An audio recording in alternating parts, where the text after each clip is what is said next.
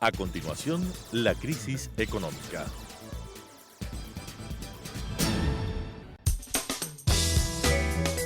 Clasificación B, bajo supervisión de un adulto.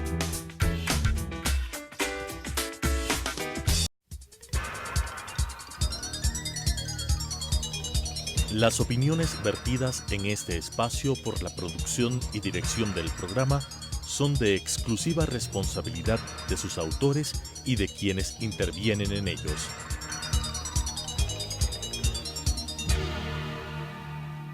Telesucesos Canal 29 UHF presenta La crisis económica, asuntos de tipo económico, financiero, fiscal, competitividad, sector externo, cómo restaurar los equilibrios macroeconómicos del país, cuáles son sus soluciones para restaurar no solamente los equilibrios, sino iniciar la recuperación económica que todos los ecuatorianos queremos en este país, con la conducción del economista César Robalino Gonzaga. La crisis económica. Estimados amigos y amigas, gracias por estar con nosotros nuevamente en este programa de la crisis económica. Hemos estado hablando en las últimas semanas, de una serie de desajustes que tiene la economía ecuatoriana, o lo que los economistas llaman desequilibrios básicos en los varios sectores.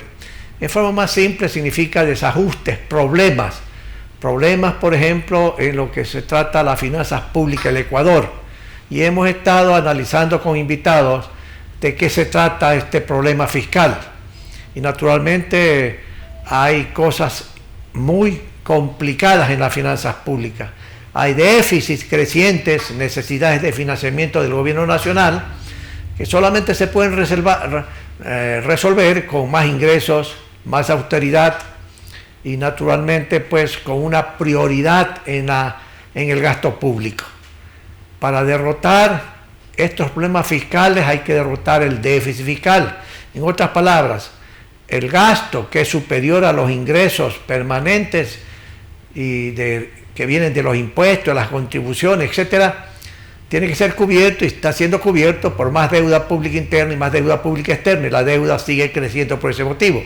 La única forma de evitar que la deuda pública en general del gobierno nacional no crezca y más bien se reduzca en los próximos años es derrotando el déficit fiscal. Eso significa que los ingresos tienen que ser superiores a los gastos corrientes y gastos de capital. Pero también hemos visto, no obstante que este problema de finanzas públicas es el más grave que tiene la economía ecuatoriana, hemos estado chequeando con invitados los problemas de rigideces en el mercado laboral. ¿Por qué no se crea empleos en el Ecuador? ¿Por qué una cantidad enorme de jóvenes que salen graduados de las universidades ecuatorianas no encuentran trabajo? De cada 10 encuentran trabajo 2. Y esto es porque hay una serie de características del Código de Trabajo que hay que reformar. El gobierno ha dicho, con acierto, que es necesario reformar toda esta estructura legal para brindar empleo a los que no tienen en este momento posibilidades de tener un empleo permanente.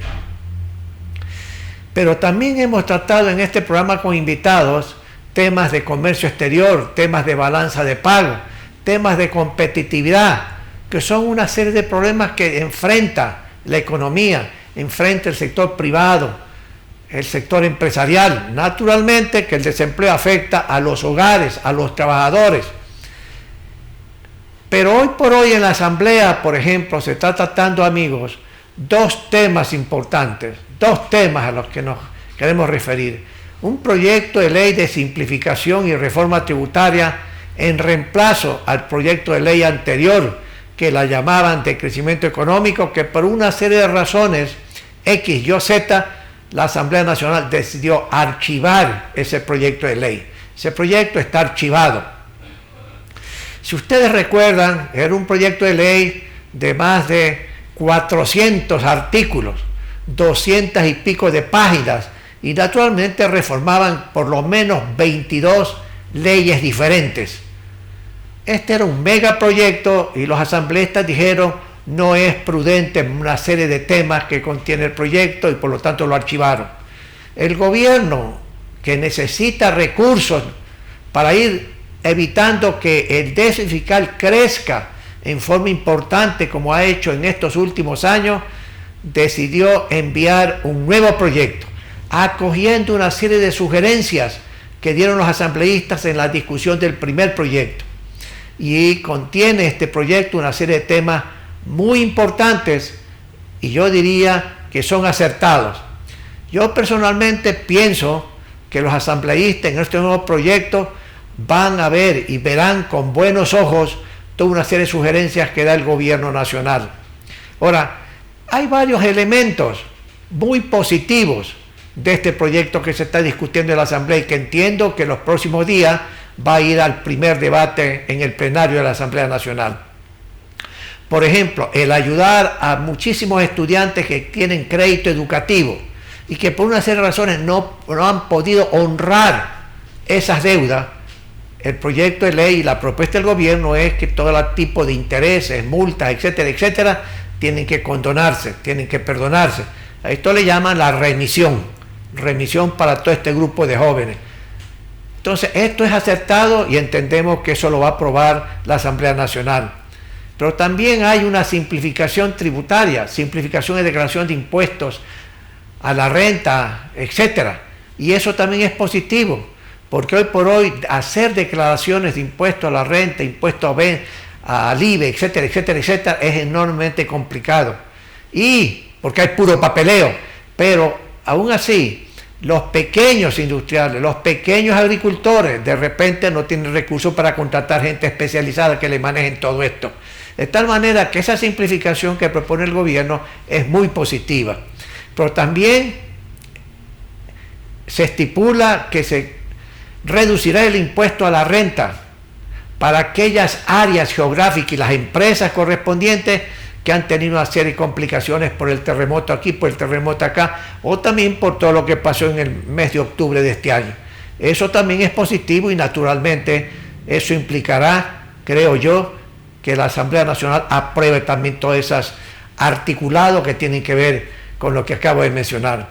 Pero también para darle más recursos al gobierno, se ha propuesto crear impuestos a las grandes empresas que tienen ingresos o ventas, pongámoslo así, más de $1 millón y pico de dólares, de $1 millón a 5 millones, más de 5 a 10 millones, más de 10 millones, etcétera, que van del 0,10% sobre esos montos al 0,15, al 0,20%. Y eso naturalmente le va a dar un cúmulo de recursos importantes al gobierno nacional. Esto no afecta a los pobres, no afecta a la clase pobre de bajos ingresos, no afecta a la gente que gana 400, 500 dólares y peor a los que ganan 200 y 300 dólares. Ya los empresarios en Quito y Guayaquil, hasta donde hay información pública, han declarado que están dispuestos a hacer ciertos sacrificios en honor de darle estabilidad macroeconómica al país.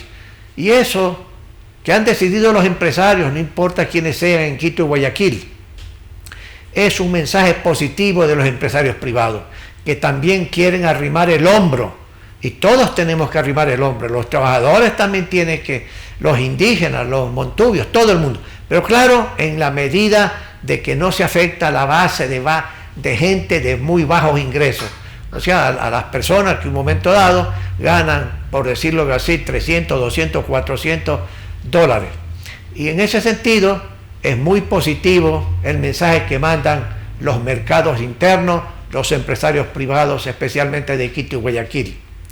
De tal manera que los asambleístas y aquellos dirigentes políticos que en la Asamblea han dicho no más impuestos, con un esquema, con una sugerencia, con un planteamiento como han hecho los empresarios, será un mensaje que manden a todas esas personas indicando nosotros vamos a contribuir. ¿Eso qué significa? Que vamos a pagar y no vamos a transferir ese impuesto a los consumidores ni a nuestros proveedores.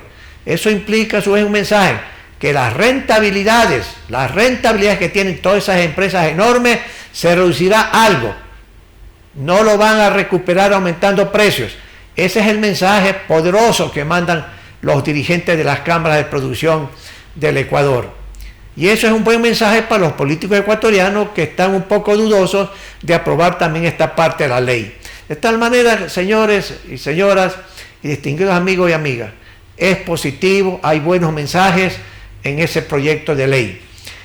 Y esperemos que los asambleístas también, por responsabilidad con el país, ya no con el gobierno, aprueben ese proyecto de ley para ir ayudando al gobierno y al país, porque no solamente que se ayuda al gobierno, sino que si es que el gobierno fracasa en manejar las finanzas públicas, vamos a tener problemas graves todos los ecuatorianos.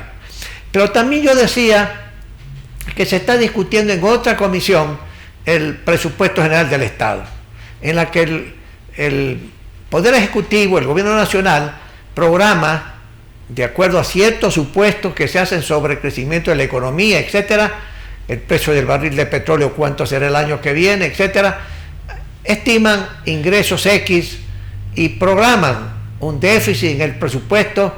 Lo que ha propuesto el presidente hacia la Asamblea es de unos 3.400 millones de dólares.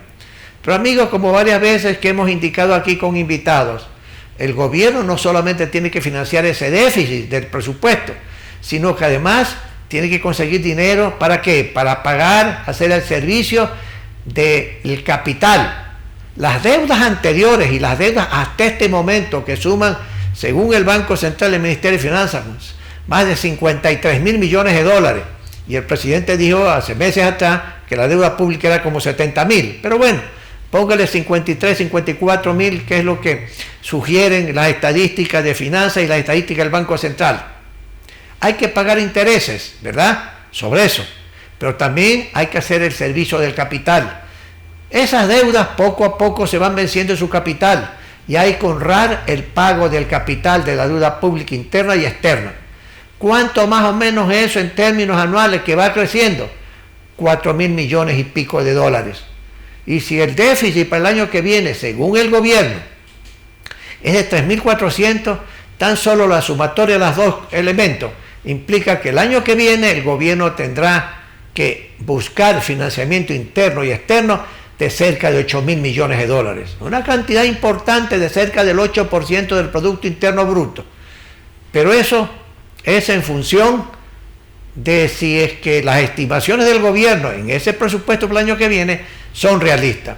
Hay algunas personas que han dicho que el gobierno está siendo muy optimista. ¿En qué términos? En que hay una sobreestimación de ingresos, en la estimación de ingresos del presupuesto propuesto. Por ejemplo, les doy un dato. El gobierno dice que la economía ecuatoriana va a crecer en X porcentaje el año que viene. Y las recaudaciones tributarias, las recaudaciones del IVA, del impuesto a la renta, crecen en función del crecimiento de la economía. Si la economía crece cero, la tendencia es que las recaudaciones tributarias crezcan cero. Y eso implica un problema desde el punto de vista fiscal para el gobierno central.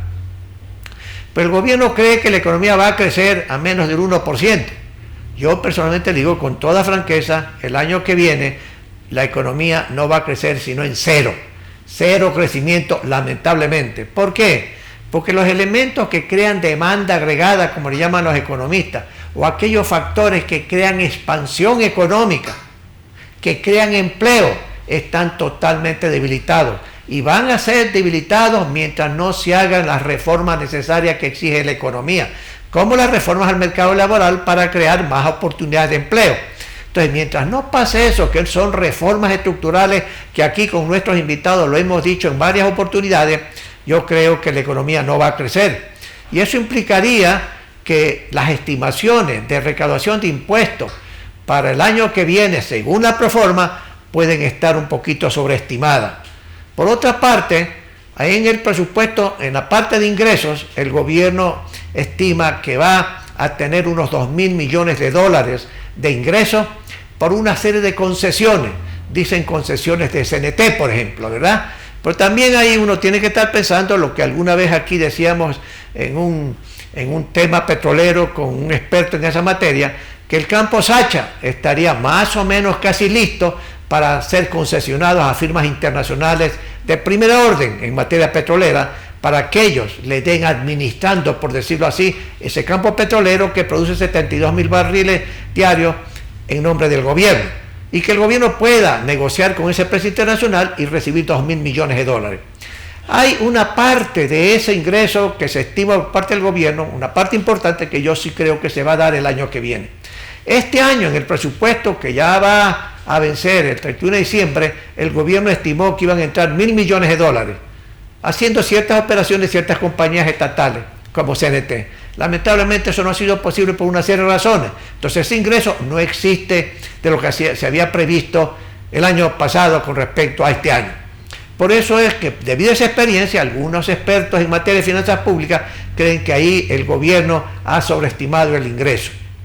Pero aparte de eso, y yo creo que va a haber esa cantidad de dinero, creo que sí, por las cosas que se están dando desde el punto de vista de decisiones en materia de concesiones hacia el futuro por parte del gobierno nacional. No será fácil, digamos, la negociación en el campo Sacha, ¿sí? No será fácil, pero yo sí creo que es posible, ¿sí? Por otra parte, hay en los gastos. En los gastos usted tiene, por ejemplo, los intereses, y ahí, a mi juicio, hay una subestimación en el monto de intereses. Pero suponiendo, por suponer, que todas las estimaciones que hace el gobierno nacional sean correctas, entonces las necesidades de financiamiento, estimados amigos, va a estar en cerca de 8.000 millones. Si es que hay errores en la estimación de ingresos y subestimación de gastos, es posible que las unidades de financiamiento vayan hacia 10.000 millones de dólares el año que viene. Y eso será una tarea mucho más compleja para el gobierno, mucho más compleja que los 8.000 que había mencionado anteriormente, para encontrar fuentes de financiamiento a lo interior y a lo exterior del país. El FMI, los bancos multilaterales de financiamiento como la Corporación Andina de Fomento, el Banco Interamericano de Desarrollo, el Banco Mundial, etcétera, creo que van a seguir apoyando al Ecuador y no solamente al gobierno, igual que el Fondo Monetario Internacional. Naturalmente que estos organismos, como son acreedores y le están prestando al Ecuador, están preocupados de que en un momento dado el gobierno no tenga ciertos recursos fiscales para alejar esta preocupación de que mañana el gobierno de Lenín Moreno, del licenciado Lenín Moreno, no tenga recursos para honrar la deuda pública externa. Yo creo que estos organismos internacionales sí tienen todavía confianza en la voluntad del gobierno para ir lenta y lentamente, ir más o menos manejando esta situación fundamentalmente fiscal.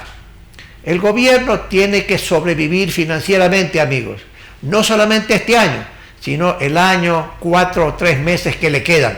Tiene que sobrevivir financieramente. Y todos los partidos políticos, todas las agrupaciones políticas, todos aquellos caballeros o damas que quieren el día de mañana ser candidatos a la presidencia de la República y quieren llegar a ejercer el poder, no importa quiénes sean, aún suponiendo que la CONAI presente un candidato, no importa quién sea, tienen que cooperar con el gobierno, porque eso implica no cooperar con Lenín Moreno en forma explícita, sino cooperar con el país. ¿Para qué?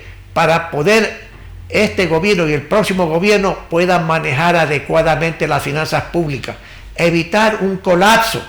Hay algunas personas que creen que estamos en el precipicio, que ya nos caemos definitivamente y vamos a una especie de disolución económica.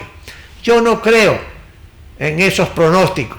La situación es compleja, como hemos visto, con varios invitados, bien compleja, no hay crecimiento económico, la inversión privada nacional está retrasada, y los inversionistas y empresarios ecuatorianos no hacen el volumen de inversión necesario para que la economía crezca. No porque sean malos empresarios, sino porque sencillamente están escépticos, tienen incertidumbre. Y naturalmente, como cualquier empresario privado aquí en Estados Unidos, en Francia, en Alemania, si hay incertidumbre, si no hay seguridad del camino hacia el futuro, si los empresarios creen que no va a haber sostenibilidad de las decisiones y de la política económica futura de un gobierno, sencillamente lo que se suele hacer por muchos empresarios es detener la decisión de inversión. Pues bien, señores, yo no invierto el $1.000.000 en una nueva fábrica o en una nueva capacidad de producción que pueda tener mi fábrica. ¿Por qué? Porque sencillamente no veo claro el panorama ni el rumbo de la economía ecuatoriana hacia el futuro. Por lo tanto, me detengo y digo, espero hasta ver si las señales que me están dando son realmente duraderas o no. Porque cuando yo voy a hacer una inversión, digo usted, de $1 millón, $2 millones, 3 millones, medio millón, poniendo una nueva planta, una nueva fábrica, o haciendo nuevos cultivos en la agricultura o lo que sea, sencillamente yo como empresario en Quito, Guayaquil, de la Sierra, de la Costa, del Oriente, de Galápagos, estoy corriendo un riesgo. Y tengo que calcular bien el riesgo, porque si calculo mal el día de mañana, pierdo plata. Y los empresarios privados, ni aquí ni en ninguna parte del mundo, tratan de calcular mal, sino que tratan de calcular bien los riesgos. ¿Para qué? Para obtener pues una empresa sólida financieramente, etcétera, y ganar dinero. Eso es lógico. Y debido a esta incertidumbre, a este escepticismo sobre el rumbo futuro de la economía, muchos empresarios en el Ecuador privados sencillamente dicen, yo aguanto, perdónenme la expresión, antes de hacer una inversión. Y eso es lo mismo que está pasando con los inversionistas privados internacionales. Por ejemplo, en el sector minería, muchas empresas importantes a nivel mundial ven Ecuador como un país que tiene buenas reservas de cobre y buenas reservas de oro, por ejemplo, y de otros metales, ¿sí? Pero dicen, algo está pasando en el Ecuador, esperemos un rato hasta ver cómo se esclarece todo este panorama de tipo político, de tipo económico, etcétera, etcétera. Es una ventaja para las expectativas de los empresarios nacionales e internacionales que el FMI y que los bancos multilaterales de financiamiento que he mencionado sigan apoyando al Ecuador. Eso es muy importante. Sería muy grave que por X motivo el FMI diga, ¿sabe una cosa? Ya no puedo seguirte apoyando. Yo no creo que va a pasar eso. Alguna gente cree que hay ese riesgo. Yo no creo. Y yo creo sencillamente que esos organismos van a seguir apoyando al Ecuador. Y eso es positivo para las expectativas de los inversionistas privados nacionales e internacionales. Pero en todo caso, el inversionista nacional e internacional está esperando para poder saber el rumbo definitivo de la economía ecuatoriana. Y hay alguna gente que está pensando ya en el nuevo gobierno. Y está pensando en el nuevo gobierno de saber cuál será la política económica y financiera del nuevo gobierno. Y hay algunos empresarios que para estar mucho más seguros dicen, tengo mi fábrica, sigo con mi fábrica y espero al nuevo gobierno. Y eso naturalmente, mis queridos amigos, debilita las decisiones de inversión. Y si no se invierte privadamente, no hay empleo, porque no hay nuevas fábricas, no hay nuevos negocios, etc. Pero también hay otros elementos que permiten expandir la economía del país, y al expandir la economía se expande el empleo. La otra limitante es que aquí lo hemos visto también con algunos especialistas, hemos visto el gasto público. En el gobierno anterior, el gasto público fue una variable que se expandió en forma extraordinaria. El año 2014, creo que alguna vez algún invitado decía, de cada dólar que se creaba de riqueza en el Ecuador, el año 2014, 44 centavos más o menos correspondían al Estado ecuatoriano. Eso nunca había pasado, eso es histórico. Pues bien, hoy ese gasto público en carreteras, etcétera, etcétera, etcétera, etcétera, en crear más empleo público, creando nuevos ministerios, nuevas agencias, nuevas instituciones públicas, etcétera, etcétera, etcétera, y crearon un Estado gigantesco.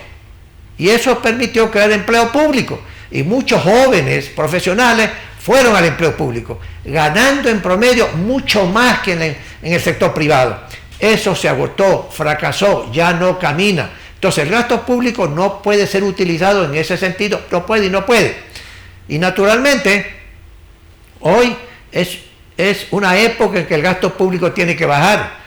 Tiene que bajar el gasto corriente, tiene que bajar el pago de sueldos y salarios, tiene que bajar un poco la inversión pública, no eliminarla, no reducirla a los niveles que está reduciendo este gobierno, porque ese sí es un error. El año 2014, vuelvo a insistir, la inversión pública, no la inversión total, sino la inversión pública era como 15.000 millones de dólares. Este año va a ser mucho menos de 7.000 millones de dólares. Y eso no es conveniente, porque el país todavía necesita caminos vecinales, proyectos de riego, necesita mejoramiento de carreteras, de puentes, etcétera, etcétera. Y eso es necesario aún para el empresario privado y para todos los ecuatorianos.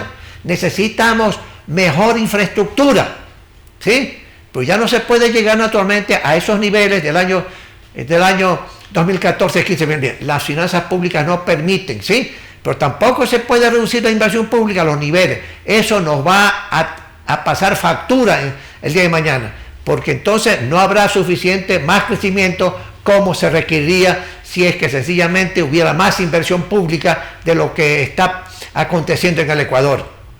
De tal manera que el gasto público es una variable de expansión de la economía, de la creación de empleo en general, sencillamente ya no va a poder ser utilizada. Muchos gobiernos en el pasado utilizaron esa variable para hacer expansión de la economía e impactar de esa manera a las decisiones de inversión de los empresarios privados y los inversionistas privados. En el momento que veían que la expansión del gasto público comenzaba a subir, sencillamente invertían más y la economía crecía mucho más, ¿verdad? Pero eso ya no se puede. Ese elemento básico del modelo del gobierno anterior lamentablemente se agotó, ya no da más. Pero luego usted tiene pues las exportaciones petroleras y las exportaciones privadas. Y en las exportaciones privadas están creciendo muy lentamente por una serie de razones. Todavía son castigadas. Y aquí permítanme indicarles algo que me olvidé al principio. En el proyecto de ley que está siendo considerada por la Asamblea Nacional, ley de simplificación y reforma tributaria, ahí se dice que el impuesto de divisas, que el crédito tributario para los empresarios, para los exportadores, eso se va a considerar, ¿qué cosa? Positivo en términos de decirle a los exportadores, no te voy a castigar con este tipo de cosas. Porque actualmente, como hemos visto con especialistas, el sector exportador privado lucha denodadamente por sobrevivir, por conquistar mercados, por exportar más. Si era muy importante exportar, cuando teníamos Sucre, exportar, en dolarización, estimados amigos, es más importante. Tenemos que exportar bienes y servicios donde sea, ¿sí? Y hay que ayudar a los exportadores privados, eliminando toda traba de impuestos, a excepción naturalmente del impuesto a la renta que hay para las empresas. El anticipo del impuesto a la renta que se va a eliminar y que ha sido propuesto por el gobierno y es cosa positiva. Sin embargo, hay otros tipos de impuestos que castigan al sector exportador privado y hay que eliminar esas trabas. Hay que eliminar cualquier otra traba que no sea tributaria para que los exportadores privados puedan tener mayor éxito en la conquista del mercado internacional.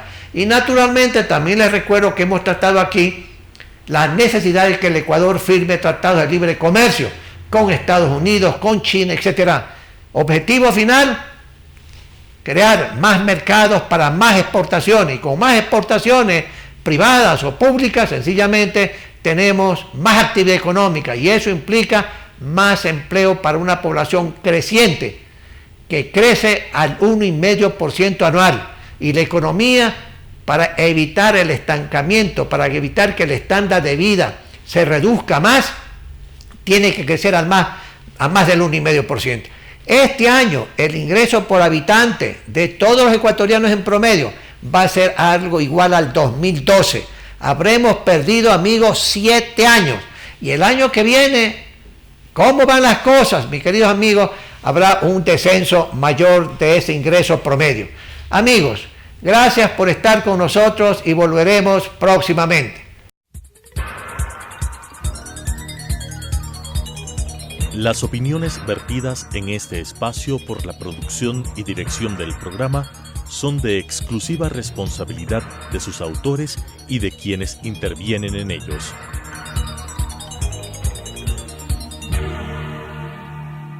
Telesucesos Canal 29 UHF presentó La crisis económica, asuntos de tipo económico, financiero, fiscal, competitividad, sector externo, cómo restaurar los equilibrios macroeconómicos del país, cuáles son sus soluciones para restaurar no solamente los equilibrios, sino iniciar la recuperación económica que todos los ecuatorianos queremos en este país, con la conducción del economista César Robalino Gonzaga.